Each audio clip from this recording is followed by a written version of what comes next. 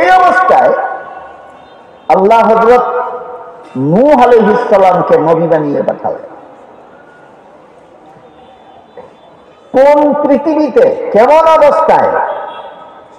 আদমের আগমনের কতদিন পর নূহ আলাইহিস সালামকে আল্লাহ নবী বানিয়ে পাঠালেন? আদমের আবির্ভাবের 1200 বছর পর, যখন সারা দুনিয়ার সমস্ত মানুষ মূর্তি পূজারী, এদেরকে ঈমানের দাওয়াত দেওয়ার জন্য আল্লাহ নূহ আলাইহিস সালামকে নবী বানিয়ে পাঠালেন। নূহ আলাইহিস সালাম 950 বছর দুনিয়াবাসী মানুষকে ঈমানের দাওয়াত দিল। ঈমান গ্রহণ করলো মাত্র 40 জন।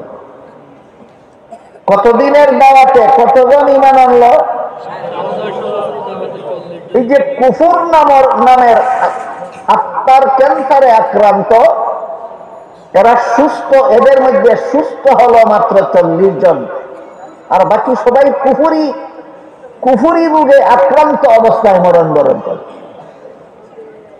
তাহলে আগের জমানার নবীগণের দাওয়াত এবং উম্মতের হেদায়েতের ব্যাপারে একটা মোটামুটি ধারণা পেলেন।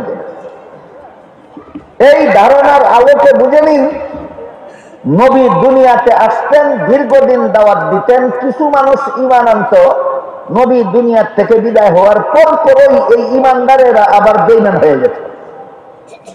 সুতরাং তাদের রুহানি রোগের চিকিৎসা ছিল পুরাপুরি সফল না আংশিক সফল?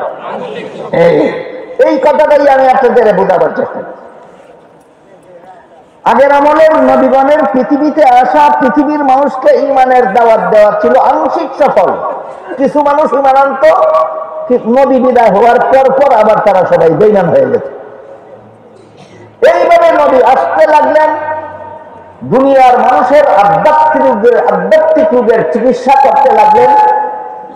কোন নবীর আমলে এমন হয়নি যে নবী দুনিয়ার থেকে বিদায় হওয়ার পরে দুনিয়াবাসী কুফরে আক্রান্ত হয়নি। সকল নবীর বেলায় নবী দুনিয়ার থেকে বিদায় হয়েছেন, এরা কুফরে আক্রান্ত হয়ে গেছে। এইভাবে নবী আসছেন যাচ্ছেন, আসছেন যাচ্ছেন। এমতাবস্থায় আল্লাহ পাক রব্বুল আলামিন মুহাম্মদুর রাসূলুল্লাহকে নবী বানিয়ে পাঠালেন। মুহাম্মদুর রাসূলুল্লাহ সাল্লাল্লাহু আলাইহি ওয়াসাল্লাম দুনিয়াবাসী মানুষকে ঈমানের দাওয়াত দিলেন মাত্র 23 বছর। কতদিন? 23 বছর। এই 23 বছরের দাওয়াতে একদল মানুষ যে ঈমান আনলো, এই ঈমানদারদের সংখ্যা দিন দিন হ্রাস পেয়ে বিলুপ্ত হয়ে যাচ্ছে না, বরং মুহাম্মদুর রাসূলুল্লাহর 23 বছরের দাওয়াতের ফলে একদল মানুষ যে ঈমান এনেছিল, এদের সংখ্যা দিন দিন বৃদ্ধি পাচ্ছে।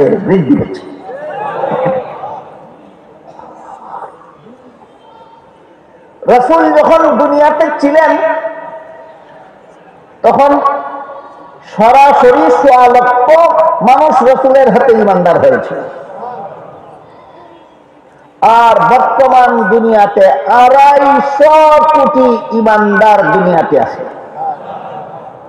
রাসূল দুনিয়াতে থাকাকালে রাসূলের হাতে ঈমানদার হয়েছিল কতজন? বর্তমান দুনিয়াতে ঈমানদার আছে কতজন? আগের আমলের নবীগণের মতোই নবী দুনিয়ার থেকে বিদায় হওয়ার পর ঈমানদারের সংখ্যা হ্রাস হতে হতে বিলুপ্ত হয়ে যাচ্ছে না বৃদ্ধি পাচ্ছে? ওই শেষ ডাক্তারের মতো পূর্ববর্তী ডাক্তাররা চিকিৎসা করলে তাদের চিকিৎসা সফল হয়েছিল আংশিক। যে ডাক্তারের চিকিৎসার পরে রোগী আর কোনদিন রোগে আক্রান্ত হয়নি, এই ডাক্তার যেমন শেষ ডাক্তারও, শ্রেষ্ঠ ডাক্তারও, ঠিক তেমনি ভাবে যে নবীর দাওয়াতের মাধ্যমে কুফুরের চিকিৎসা হয়ে গেছে আর দুনিয়াবাসী একসাথে কাফির হয় না, এই নবী শেষ নবীও শ্রেষ্ঠ নবীও।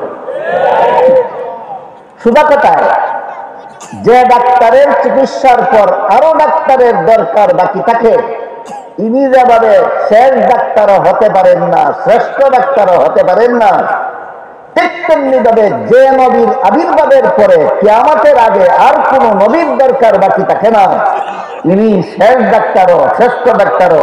যে নবীর দাওয়াতের পরে আরো নবীর দরকার বাকি থাকে, ইনি শেষ ডাক্তারও না, শ্রেষ্ঠ ডাক্তারও না।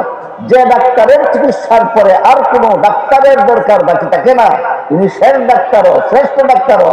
যে নবীর আবির্ভাবের পরে দুনিয়াবাসী মানুষের হেদায়েতের জন্য আর কোন নবীর দরকার বাকি থাকে না, ইনি শেষ নবীও। এবার বুঝতে পারলেন কিনা শেষ নবী হওয়াটা শ্রেষ্ঠত্বের প্রমাণ কিভাবে? তাই আল্লাহ পাক রব্বুল আলামিন বলেন, মা কানা মুহাম্মাদুন আবা আহাদিন মির রিজালিকুম ওয়ালাকিন রাসূলুল্লাহি ওয়া খাতামান নাবিয়্যিন। মুহাম্মদ সাল্লাল্লাহু আলাইহি ওয়াসাল্লাম তোমাদের বংশগত বাবা নন, তিনি তোমাদের আধ্যাত্মিক পিতা।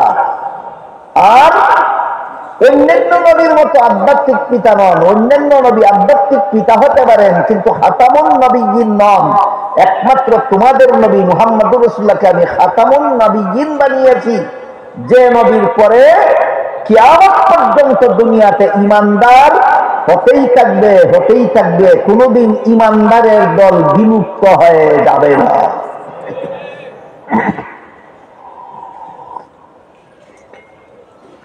এবার আপনারা বলবেন, আল্লাহ যে আমাদের নবীকে খাতামুন নবিয়্যিন বানিয়েছেন, এর অর্থ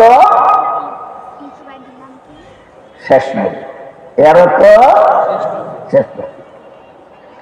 এই শেষ নবী কথার দুইটা ব্যাখ্যা আছে, একটা মূল ব্যাখ্যা, একটা শুদ্ধ ব্যাখ্যা।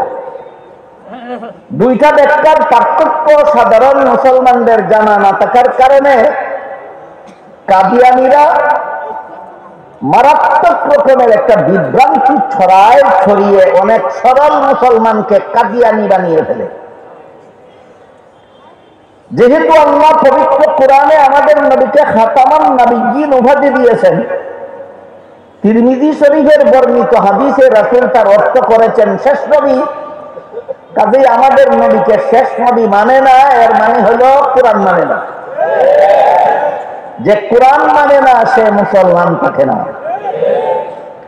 এখনো পর্যন্ত আমাদের মুসলমান সমাজে ফাঁকে ফাঁকে এমন কিছু শিক্ষিত পণ্ডিত পাওয়া যায় যাদের মাথায় ধরে না কাদিয়ানী কুন্দুসে কাফের। কাদিয়ানীরা লা ইলাহা ইল্লাল্লাহ পড়ে, মুহাম্মাদুর রাসূলুল্লাহ পড়ে। কাদিয়ানীরা 5 বেলা নামাজ পড়ে, রমজান মাসে রোজা রাখে। কাদিয়ানীরা হজ করে, যাকাত দেয়। এদেরকে মৌলবীরা কামিল বলে কেন? এই প্রশ্নের জবাব মুসলমান সমাজে এখনো এমন কিছু শিক্ষিত পণ্ডিত আছে যাদের প্রশ্নের জবাব মাথায় ধরে না।